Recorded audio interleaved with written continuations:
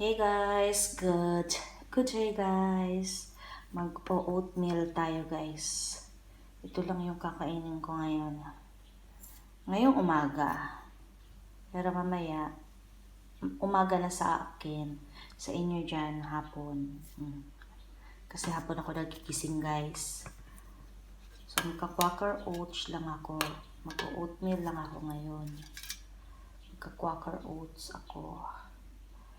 3, 4.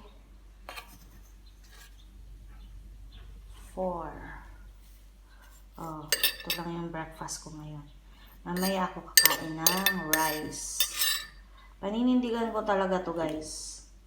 Para numipis-nipis naman yung ating body fats. So, lagyan lang natin ng water, a bit. Hindi ko alam kung lalagyan ko pa siya ng ng milk ko. Pero kung carry na yung ganito lang.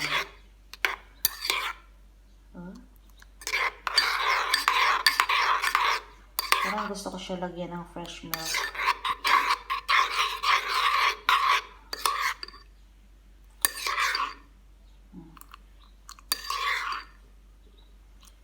Pero tikman ko muna guys.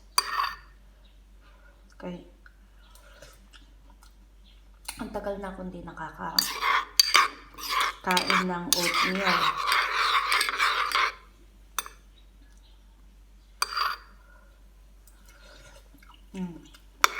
Ito yung gamit ko guys ngayon. Ngayon. And feel ko, gusto ko siyang lagyan ng milk. Kuha muna tayo ng milk.